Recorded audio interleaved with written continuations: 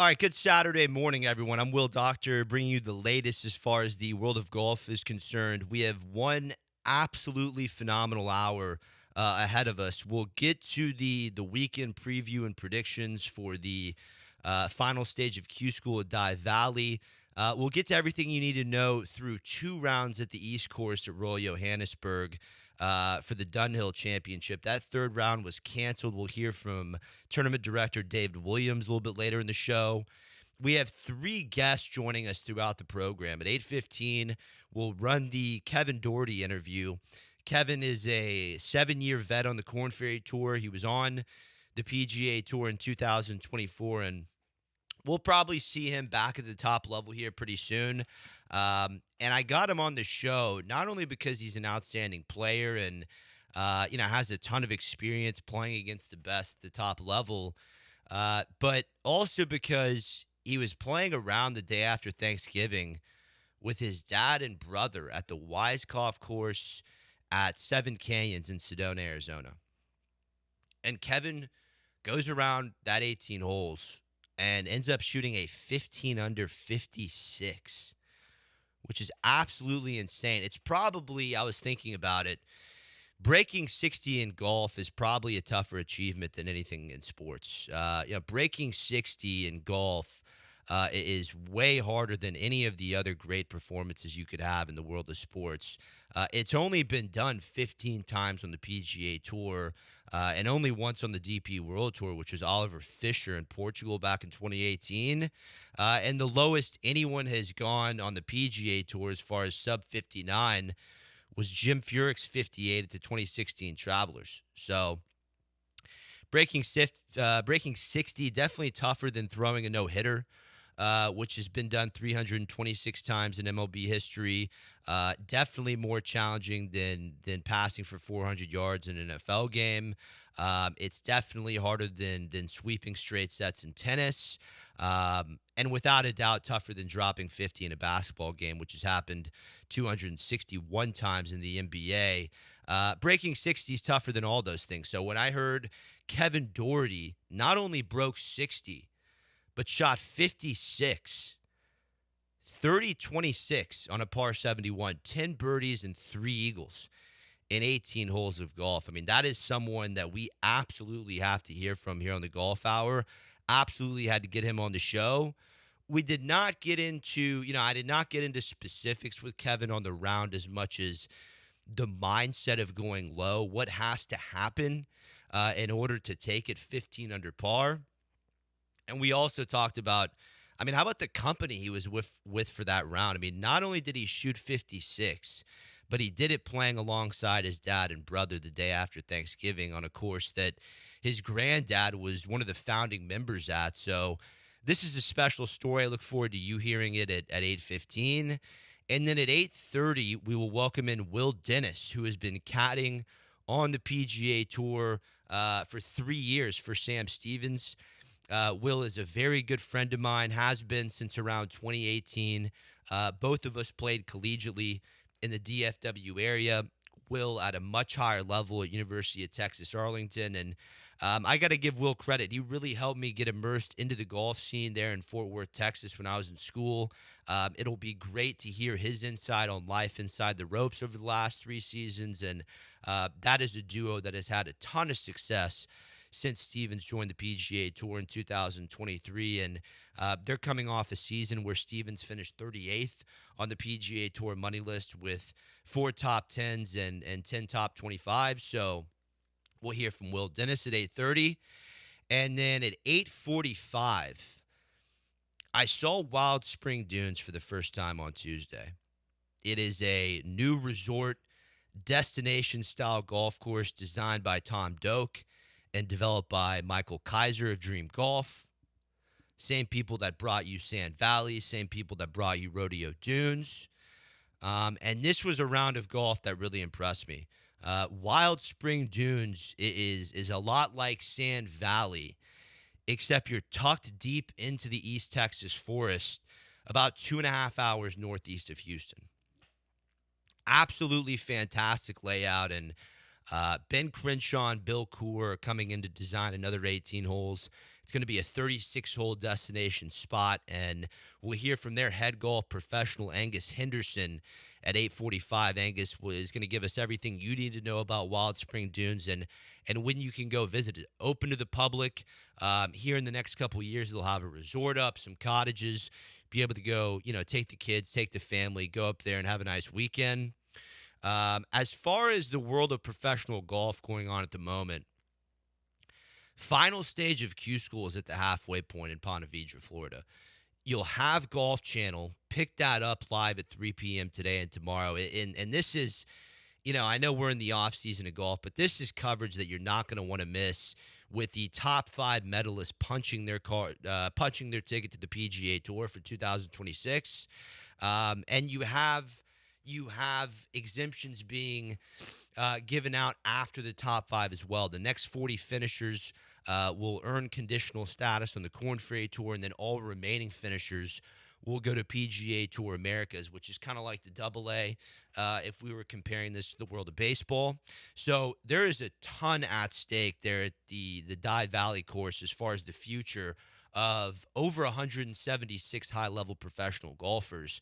And you look at the field at final stage, a ton of players in this field who held membership on the PGA Tour in 2025, but failed to end the year inside the top 100.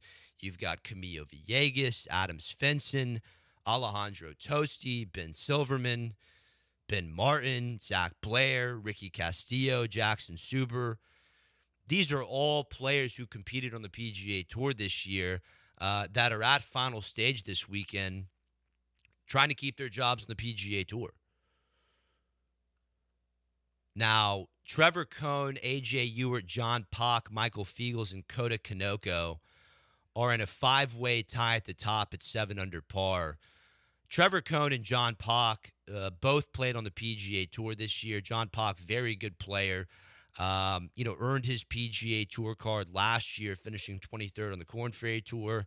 And when you look back at his college career at Florida State, John Pock, he was the #1 PGA Tour U player coming out of school in 2021.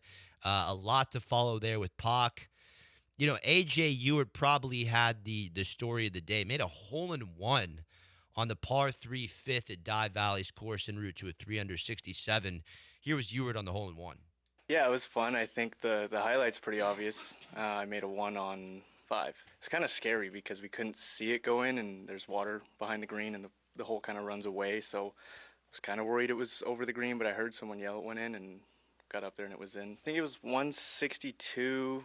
I hit a 9-iron. I was trying to hit it like 155-ish. It's kind of just it did exactly what I wanted it to do and landed right where I wanted it to, and just so happened to go in.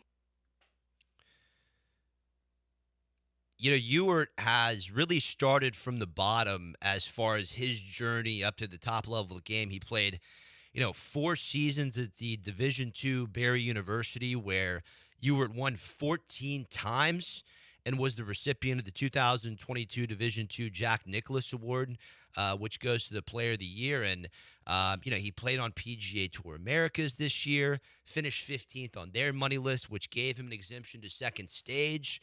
He made it through second stage and now has just shared the lead going into the weekend at final stage. Big story there with the Canadian and A.J. Ewart. As far as the card, the card for the Dunhill, the card for the final stage of Q School, looking a bit sketchy through the halfway point. The 3 guys I picked to start the week at Q School were Jackson Suber, Nick Gabrielchek, and Adam Hadwin. Gabrielchek's 5 back at 2 under. Suber is 7 back at even. Hadwin is 8 back at 1 over. I would say the guy to watch heading into the weekend at Dye Valley is 100% Camilo Villegas. 43-year-old, 5-time PGA Tour winner who resurrected his career 2 years ago in Bermuda. Barney at the bar probably remembers Villegas for doing the spider crawl green reading method. The Colombian spoke about the pressures of final stage after his second round 65 that put him 1 back of the lead. Listen in. I've been trying to be calm and just relax and not be too stressed of the situation I'm in. And obviously, the next couple of days are going to bring some heat because that's what Q School does, and I'm looking forward to that. Being able to do it 3 years in my 40s, win in my 40s, which is pretty cool. But here we are. So at the end of the day, it's just whatever I did in the past doesn't matter. It's kind of where we are right now. I love waking up in the morning, trying to get better. I love the challenge. I love to compete. Obviously, the game and my job is a lot more fun when you're playing good. It can be frustrating and tough when you're not. But I think if you've played on the PGA Tour as long as I've played, you love competition. You love to grind. You love to be challenged. And again, that's why we're here. You know, it is amazing how Villegas has been able to remain one of the fittest players in the PGA Tour. He is probably one of the fittest 44-year-olds that you'll ever see, and he does these insane 80 to 100-mile bike rides, one of the most mobile guys on the PGA Tour. But even Villegas is realizing how much younger the PGA Tour is getting with the game revolving around distance. Here was Camilo on the age realization after the second round. I think when I first got on tour, I was a lot more naive. I didn't really know how tough it was to play on the PGA Tour. I mean, with the years on tour, with experience comes a lot of good, but it also that kind of realization that these guys are good. It's tough to play out there. It's tough to stay out there for a long time. And with that being said, I think it can be easy to lose a little bit of your edge just because you know how tough it is. But once you got the information in your mind, you can't erase it. So once again, these guys are good, and I'm happy to be here. So keep an eye on Q School. A ton of great talent there once again in Ponte Vedra at Dive Valleys at TPC Sawgrass. I don't have much of an update for you on the Dunhill at Royal Johannesburg East. The third round was canceled due to rain, so Eugenio Chacarra is going to begin the final round with a 2-shot lead tomorrow. Chacarra, superstar OK State alum out of Spain who, went to live initially out of school but returned to the DP World Tour this year and won the Indian Open earlier in 2025. He'll begin round 3 with a 2-shot lead over South African phenom Jaden Shaper and PGA Tour winner Brandon Grace is 2 back at 12 under. Horrible conditions in South Africa, not only over the weekend, but going into the week. Johannesburg got a ton of rain. Here was tournament director David Williams on a little update on the Alfred Dunhill. David, I know you were hoping for a much easier time for your final event, but you've had to make a tough call regarding the third round of the Alfred Dunhill Championship.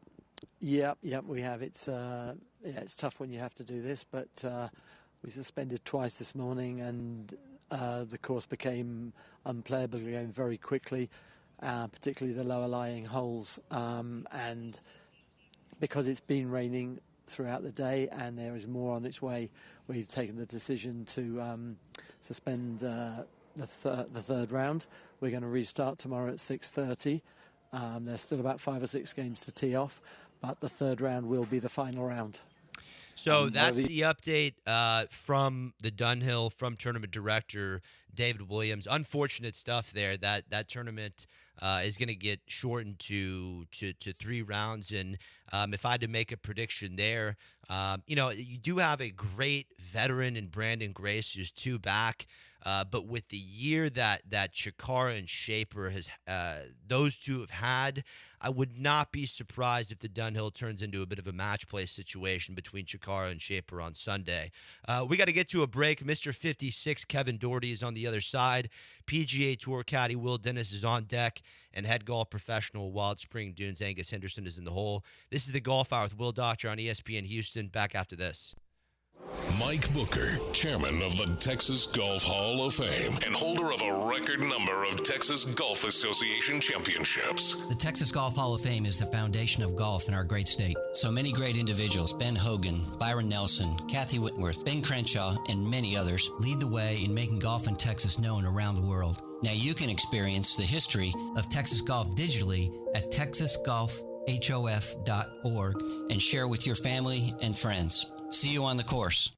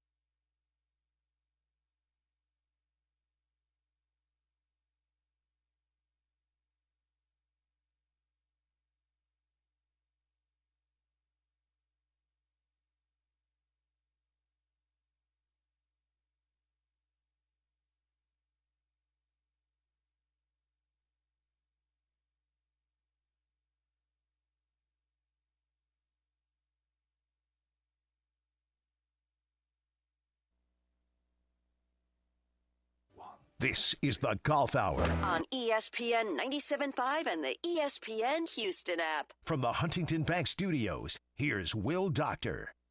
Okay, Kevin Doherty joins us now on ESPN Houston. Kevin has been a Korn Ferry Tour member since 2017 and just came off a round of golf over Thanksgiving that I can't wait to get into.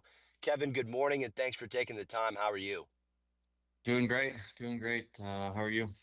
I'm doing well. You know, we've never had the chance to meet in person, but I've been following your career since your runaway victory at the 2013 Royal Oaks Intercollegiate in Dallas when you were at OK State. Do you ever get back to Royal Oaks living in Dallas?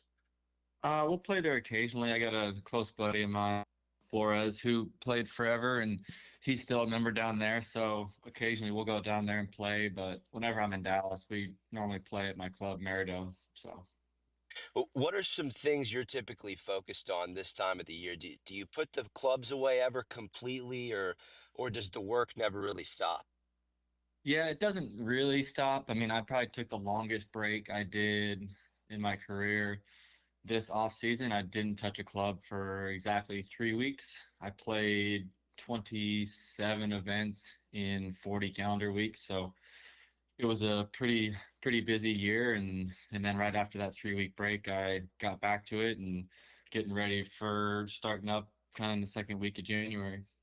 You really had a solid campaign this year, 4 top 10s, 5 top 25s, along with a runner-up finish at the Ascendant. How would you grade your 2025? Yeah, it was solid, like you said. There was a few areas that I'm making some pretty big changes on that I believe will get me back to the PGA Tour where I was in 2023, and hopefully when I do get back there, I'll just be a little more ready, I would say. And that rookie year is tough on the PGA Tour just because they're pretty much all new courses and your time frame's pretty limited with pro-ams from the previous year that guys are playing in, so you only get to see the course one time. But yeah, I feel like I have a solid plan going into this year to get back to where we want to be. And at finishing this year 35th on points, I believe I'm correct there. Did you consider going to Q school at all this year for one of those 5 PGA Tour cards? I actually, yeah, I did consider it. That's something that I sat with for a while. Obviously, you go and have a good week there, you get back to the tour, but like I mentioned, I'm making a fairly significant swing change to kind of get me back where I would like to be. I felt like I was kind of at my ceiling in the middle of the year, and I didn't like where it was going. So I'm making like I said, a pretty good swing change, and I just want to be ready for the start of the season and just kind of get off to a nice strong start. Do you have an instructor that's at the forefront of those changes, or are you kind of leading the way?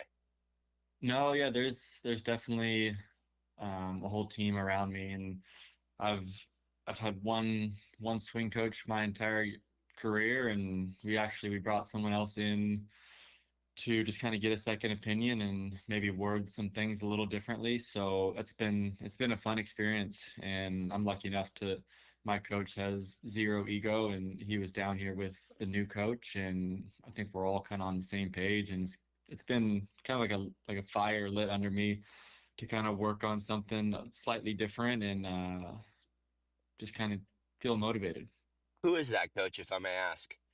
Yeah, so my all-time coach is EJ Pfister, and TJ Yeaton is the guy that we brought in to get us some answers. So yeah, TJ was great. He's been amazing.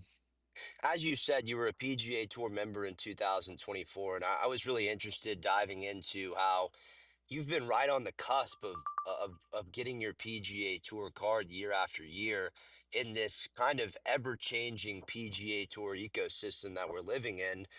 2018, 26th in a year where top 25 from KFT goes to the PGA Tour. 2019, 33rd, another solid year. 2023, 22nd to get to the PGA Tour in 2024, back in the better days when the top 30 made the graduation. I'm just curious how you reflect on some of those close calls over the years.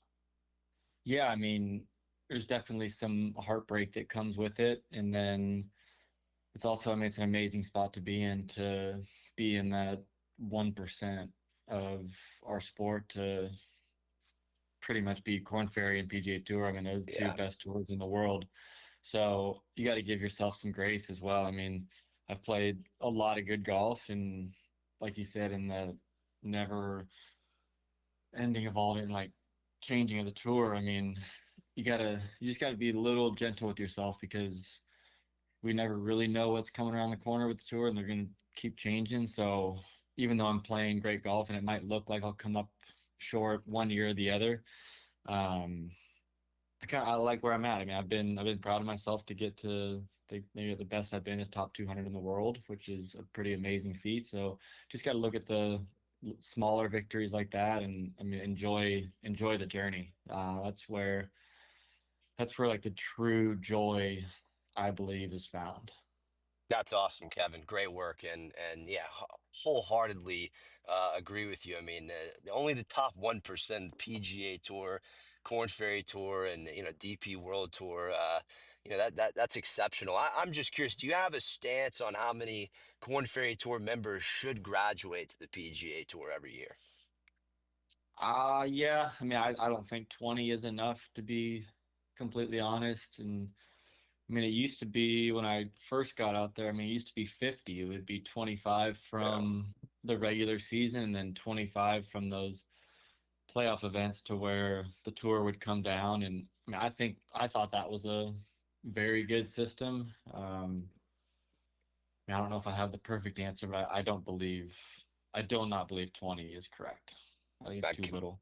I hope PGA Tour Enterprise gets it right and figures out and understands that there's over 2,000 professional golfers who have the ability to compete on tour. Would you agree with that statement? Yeah, I mean, I would say Would you there's think it's probably more? there's probably more, 100%. I mean, Yeah. in today's age, I mean, everyone's so good. I mean, the learning curve isn't as steep. You have technology, you have more athletic guys. I mean, you see some of these guys coming out of college. I mean, they're ready to win, and you can see that. So, yeah, I mean, I would say the numbers. I mean, I don't know if you could even measure it, to be honest with you. All right, let's move to Thanksgiving. I mean, you had a holiday season. Well, obviously we're not over the holidays yet, but you had a Thanksgiving for the record books. I think you had a Thanksgiving that maybe every golfer dreams of. You were with your family at a golf course in Sedona that means so much to you, and Hmm. you shoot 56. I mean, 15 under par in one round. First off, tell me about the Weiskopf course at Seven Canyons and why it means so much to you. Yeah, it's an incredible place. My grandfather was a founding member there when it opened in 2003, and it was just a golf course. They didn't have any of the villas or the homes, so we would stay just at the local hotel and then go over there every day to play golf since I was 11. And we've kept it in the family, and here we are, 2025, still going back, and it's just a special place for us. And my aunts, uncles, brothers, I mean, everyone goes throughout the year, and it's just a very, very special place. What was your previous low score before the 26th of November? I want to say 64, 65. Um, Probably within maybe the last 2 or 3 years, I would say. In a round where you are going low like that, do you buy into the flow state of mind? Oh, 100%. Yeah, I believe flow state is something that is always attainable. If we can get there or not, it's a challenge within the sport. But yeah, I agree that flow state is a thing, and I was definitely 100% there, obviously, that day. Is that something you're trying to practice over the year? Do you train your mind? 100%. I have an amazing mental coach, and his philosophy is not this it's not this surface level golf psychology where you stand up on a tee and you just have to, air quotes, trust it. um it is much deeper than that. It's a ton of mindfulness, sitting with uncomfortable situations, and just being mindful of every thought that kind of comes into your brain and not wrestling with them, just kind of letting them come and go and accepting, pretty much accepting all outcomes. And I believe that is what kind of allowed me to get to 56, because obviously we had it going, and instead of shying away from it or kind of trying to distract myself or just get it to the clubhouse and shoot a low number, I was very upfront with it, and I was talking to my brother about it. I was talking to my dad about it, like, and I just wasn't shying away from it, and I was willing to play as free as possible to go and shoot this low number, and I believe it gave me the space to do so. Once again, Kevin 56 Doherty joins us on ESPN Houston. Kevin, I have two more questions for you. I mentioned the 2013 Royal Oaks Intercollegiate at the beginning of the show, and you live in Dallas, and this is really a Texas golf show. And I'm curious, you won that tournament by 4 shots, and you look at the names in the top 20 on this leaderboard. All of you are successful professionals now. I mean, Austin Smotherman, Victor Perez, Taylor Gooch, Wyndham Clark. You had Bryson DeChambeau and Gavin Green up there as well. Looking back, all of you are now on high caliber golf tours. Did you have a sense at that time that you were in the midst of a special class of golfers? Yeah, I mean, I think every class of golfers has their superstars, and playing at a large golf school like Oklahoma State, you're always going to be exposed to the best in the world and the best in the country. So, yeah, I mean, it was easy to see that Wyndham was very special, that Taylor was special, that Bryson, that all those guys, I mean, even guys you haven't mentioned have done amazing things. And it's just being in that top echelon university golf. I mean, you see some pretty spectacular talent that it's simple to know that they're going to be successful. All right, last one for you. It's a perfect day in Dallas. Who are you playing your dream money game with? Oh man, we got some amazing games out at Merido, and I would say honestly one of my closest friends is J.R. Smith, the Wow. basketball player. Yeah, he plays out at our club, and my wife and his wife have become very close, and we got a son that's similar ages. So he's one of them. Cooper Dossie, I've become very close with him. He's a great upcoming player. And honestly, I'd probably say I play the most with Hudson Weigel, University of Houston stud. Yeah. Um, I love that kid. So that's pretty much the group that we have when everyone's in town, and it's just so enjoyable. Kevin, I appreciate it so much for your time this morning. It was a treat to talk to you, and hope to see you during the 2026 season. Sounds great. Thank you. All right, that was Kevin 56 Doherty. Hope you enjoyed the interview. We've got PGA Tour caddy Will Dennis next here on the Golf Hour with Will Doctor on ESPN Houston.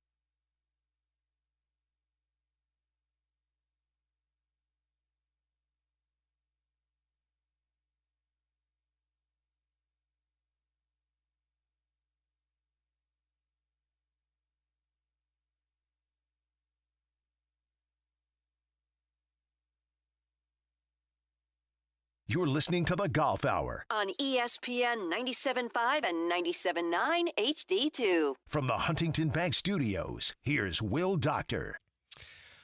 Okay, back to the guest line. Welcoming in a longtime friend of mine and PGA Tour caddy, Will Dennis. We go way back to Fort Worth in 2018, 2019. He was playing college golf at UT Arlington, and I was down in Irving at University of Dallas grinding it out. Will is a heck of a player, great guy, true friend of mine, and honestly, I wouldn't have moved to Fort Worth and finished school at Texas Wesleyan if it wasn't for him and showing me the ropes in the Metroplex and around Brian Irving. Great community up there in Fort Worth, and Will is now doing a world-class job on the bag for Sam Stevens, who has been absolutely torching it on the PGA Tour over the last 3 years. Multiple close calls, including that runner-up finish at the Farmers Insurance Open at Torrey Pines and a third-place finish at the Byron Nelson right here in Texas. Will, what's going on, brother? Great to have you on ESPN Houston. Hey, it's a beautiful day in Fort Worth, Texas. Hey, let's kick it off here, Will. When I first met you, the thing that jumped out to me was how good of a player you were, mixed with your deep knowledge of the game.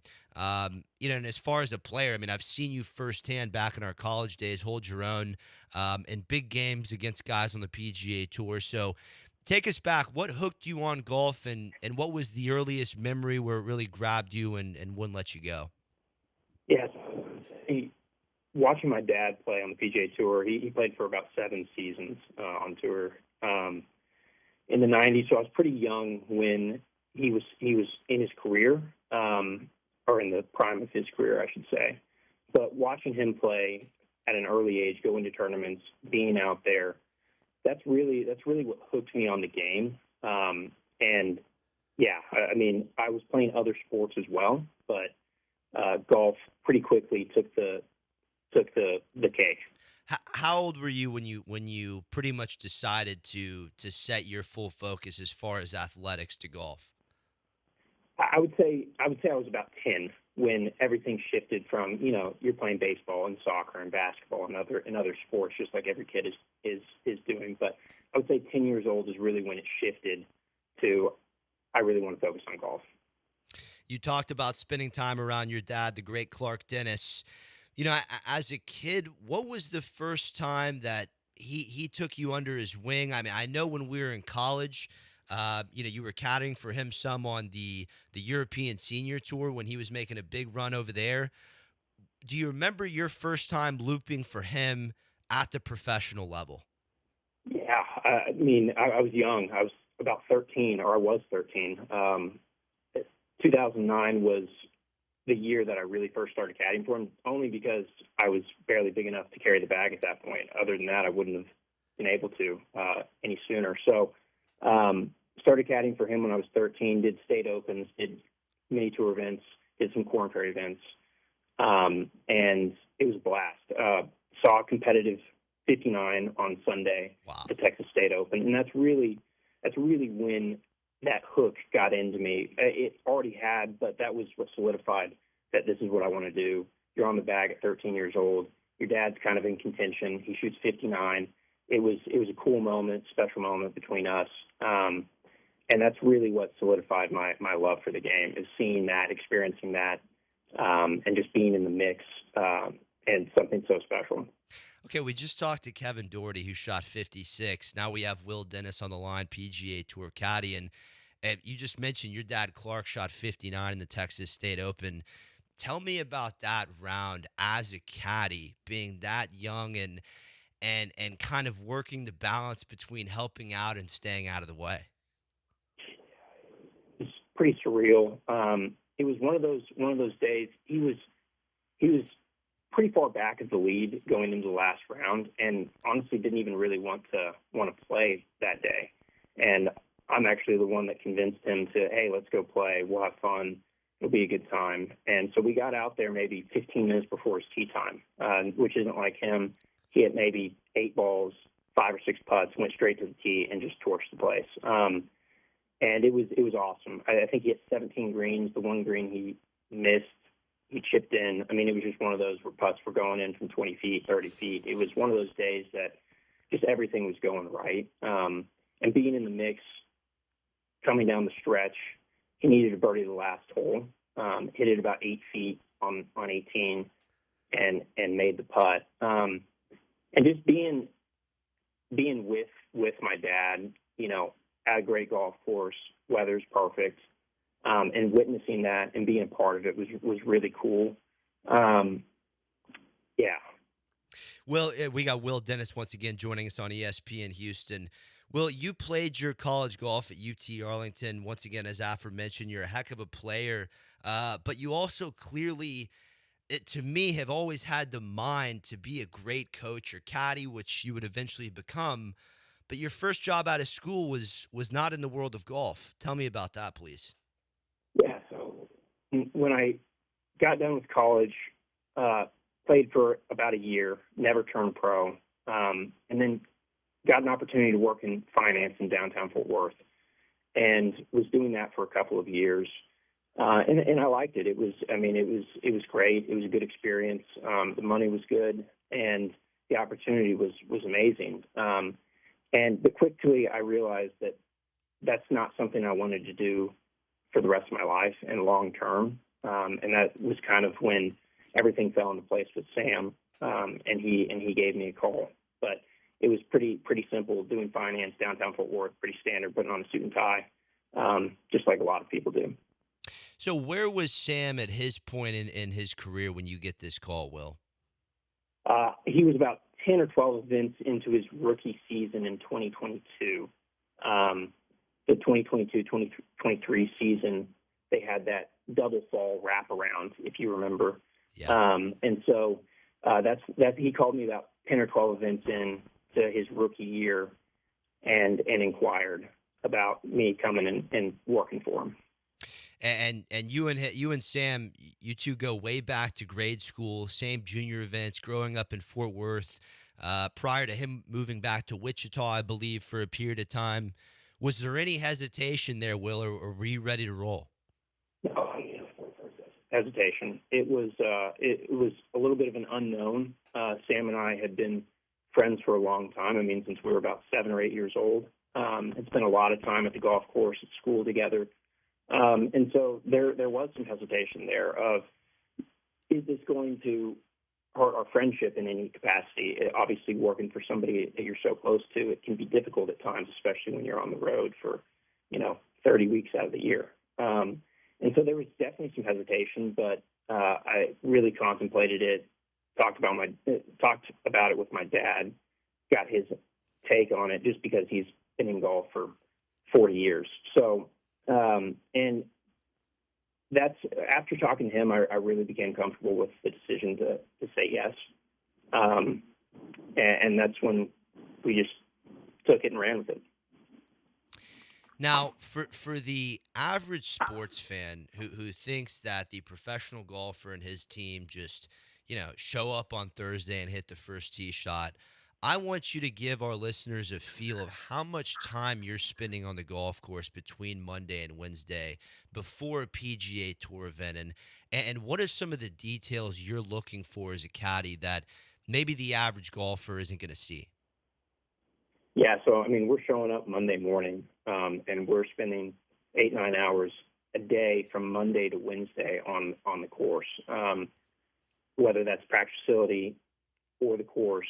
We're out there 24 to 26 hours before the tournament starts, probably.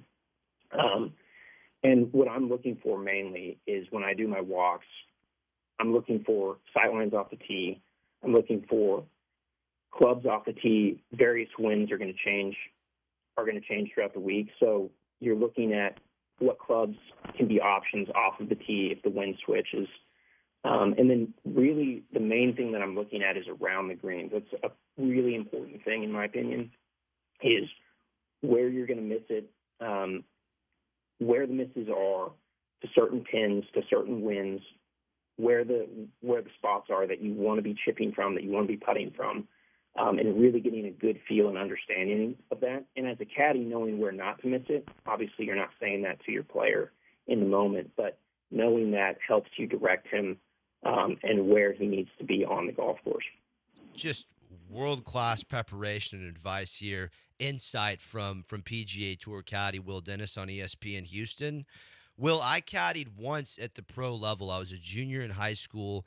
It was the first stage of Q school for a friend of mine named James Yoon, great player out of Cal.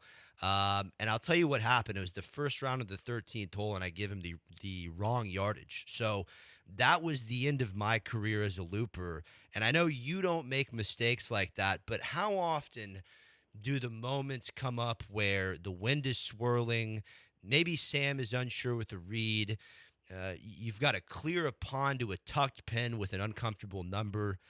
Do you ever feel stumped out there? At times, yeah. I mean, and everybody does.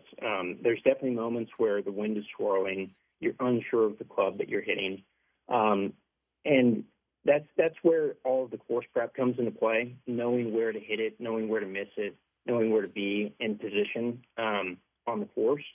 But at the end of the day, that's part of the game, and you're not going to get everything right. You're not going to get every club right. You're not going to get all of the wind right. It's just impossible to do that. And the great players and the great caddies, they get it right most of the time, but you're just never going to get it all right. And so you have to be okay with not being right sometimes. And I would say that's a big learning curve in professional golf, is being okay with making the wrong decisions. Let me give you one more question here, Will. I only have time for one more, unfortunately, but I want to give you some highlights from this year. Second at Torrey Pines at the Farmers, third at the Byron Nelson, a top 25 at the U.S. Open, third place at the 3M, and then tied seventh at the end of the fall in Sea Island, where Sam makes a hole-in-one. Of all of those weeks in 2025, what would you say the highlight of the year was, and why? I would say it was second at Farmers. And going back to your previous question about getting things wrong, wind swirling, you've got water in play. I would say that's exactly why it was so important. We had an opportunity to win on 18 outright, it turns out, and we had 190 yards to cover the water on 18 at Torrey Pines, tucked flag, and rinsed it. Hit a 7-iron, should have been the perfect club, especially in the conditions. The wind was howling, it was helping off the left, and you've got some adrenaline going. And just caught it just a skosh thin, and ended up hitting the bank a couple yards short of landing on the green and rolled back into the water. And so I would say that was a really, really important turning point for Sam's career mentally, just having to handle that situation. And then he has a great up and down to get in position to maybe force a playoff coming down the stretch. And so I would say that was the turning point potentially for his career and the year, just having to deal with the stress of that moment, but also the disappointment of hitting a shot in the water when you have a chance to win. Sounds a little silly, but I think that was actually a really, really defining moment, a good defining moment for Sam. And I think it's one of the things that helped him play so well throughout this year. Wow, that's a phenomenal answer, Will. The spinner chip shot that Sam hit on the 72nd hole at Torrey Pines, one of the better chips you've ever seen? It was phenomenal. To be honest with you, I'm a pretty aggressive guy when it comes to playing, and when you have a chance to win, I really like just going for it, which was the reason for the decision to hit the 7-iron on 18. And I wanted him to kind of use the bank on the left there, past the pin, to kind of boomerang it back towards the hole. And I thought maybe he could hit it 7-8 feet if he hit it right. And you kind of take the risk out of play of leaving it short, hitting the water again. And I thought that was a pretty reasonable play for the moment. And he, at the last second, to his credit, completely overrided and went full send, flop, spinner. And I was in shock, honestly. It was a heck of a shot, especially in the moment. Nearly holes it, hits the flag, and easy tap in to save his par. So it was one of the coolest shots I've seen on the golf course. That is unbelievable, Will. Now, right now, Sam's knocking on the door of the top 50 in the official world golf ranking. We know top 50 at the end of the calendar year punches the ticket to Augusta. So he's in great shape. Is it official, Will? No, it's not official. There's a couple events left. They're playing the Alfred Dunhill in South Africa this week, and then Mauritius next week. And then they've got Mauritius next week, and so there's a couple events that can alter it. He's in a decent position right now, from what I understand, but that can change depending on who wins or has high finishes that's around him in the OWGR. Well, no matter what, Will, we can't wait to watch you and Sam and the team in 2026. I really appreciate you taking the time to come on this morning, my friend. No, absolutely. I appreciate you reaching out. Happy to be on anytime. Yep. Hey, next time you come down to Houston, we'll get a round of golf, and I can't wait. Likewise, if I come up to DFW before the Dallas and Fort Worth swing, I look forward to it, my friend. We'll see you next year. Thanks. That is Will Dennis, PGA Tour caddy. We're going to take a quick break. Angus Henderson, head golf professional, Wild Spring Dunes, is on the other side here on ESPN Houston. I encourage you to experience the history of Mike Booker, chairman of the Texas Golf Hall of Fame and holder of a record number of Texas Golf Association championships. The Texas Golf Hall of Fame is the foundation of golf in our great state. So many great individuals: Ben Hogan, Byron Nelson, Kathy Whitworth, Ben Crenshaw, Babe Zaharias, Tom Kite, and many more lead the way in making golf in Texas known around the world. Learn about the historic golf courses and the individuals that promoted the game through leadership, teaching, and passion. Texas and golf go hand in hand in the history of the game and camaraderie. Together we can honor the past, celebrate the present, and inspire future generations of Texas golfers. Golf is a sport for everyone, and I encourage you to experience the history of Texas golf digitally at texasgolfhof.org and share with your golf family and friends. That's texasgolfhof.org. See you on the course.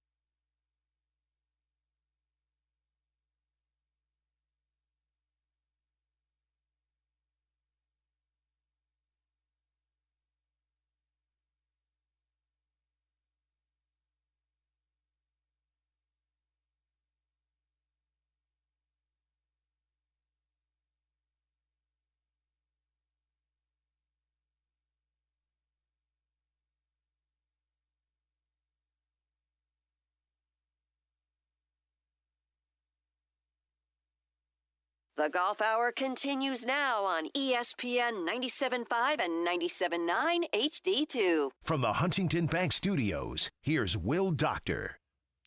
All right, about 2.5 hours northeast of Houston is a all-new resort destination golf property called Wild Spring Dunes. I was fortunate enough to go up there on Tuesday and met our friend who now joins us live. He's the head golf professional at Wild Spring Dunes. His name is Angus Henderson, and I got to say, this looks to be like it could potentially be the #1 resort destination golf course in the United States. Angus, thank you so much for taking some time to join me this morning. Yeah, thanks for having me on. Let's start with your story, Angus, before we get to Wild Spring Dunes. Where are you from, and where did you learn the game? So I'm originally from New Zealand, so a little bit far away from home here now in East Texas. And that's basically where I learned to play golf and got my experiences before I moved to the States. And did you play competitively growing up? I didn't. I came to golf a little bit later. I played a bunch of different other sports growing up, and then due to some injuries and stuff like that, I got into golf, and that sort of led to where I am today. And once you kind of found a love for the game, whether it be later, I got into the game later myself. Who were your biggest influences in New Zealand? They don't even have to be in New Zealand. It could be more at an international level. Who were your influences? I mean, growing up in terms of the... Did we lose Angus Henderson? Okay. Angus Henderson dropped. Our superstar producer, Ryan Morrow, is going to get him back on the ones and twos shortly. Once again, as far as Wild Spring Dunes, 2.5 hours northeast of Houston, pretty much split right in between Houston and Dallas. And, it was just a wonderful experience. I mean, to me, when it comes to great golf courses, tree lines make everything. When I think of the #1 course in Texas, whether it be private, public, any of those lists, it is Whispering Pines Golf Club, designed by the great Chet Williams, founded by Mr. Corby Robertson. It is in those East Texas tree lines, plus right off the Trinity River, off Livingston, and it just makes for a surreal experience. I feel Wild Spring Dunes has really captured that in a little bit of a different part of Texas, but in the tree lines, and Tom Doak and the team at Dream Golf, really put some aspects of Sand Valley and Rodeo Dunes into the forests of East Texas. So once again, get out there when you can. We've got Angus back on the ones and twos. Angus, my apologies for losing you. Do we have you clear?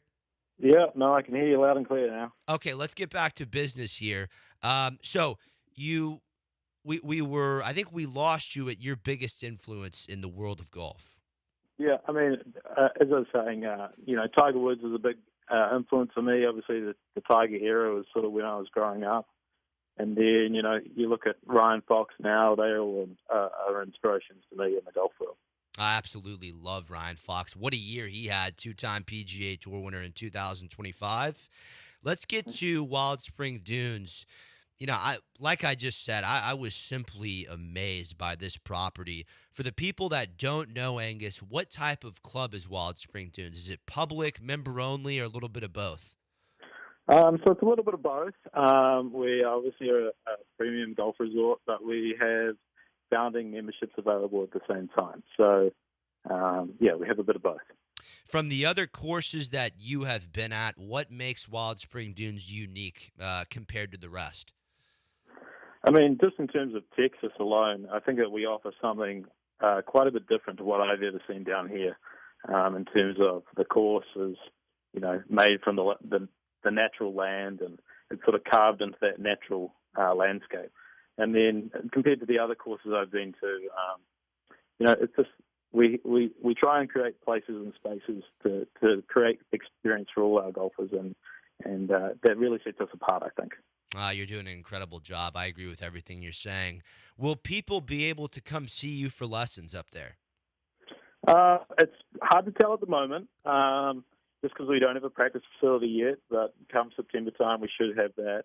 But I think we will offer that. Just to when is the question, whether then if we are or not. And when that happens, how do you tailor instruction for beginners versus low handicap players? I like to keep it pretty basic for everyone. I think getting back to the fundamentals is where people sort of go wrong. So, with a bit more, development in the fundamentals, I think everyone can sort of come out right, to be honest. One more question for you at the top of the hour, Angus. What is your favorite hole at Wild Spring Dunes and why? I think at the moment, hole 6 is my favorite.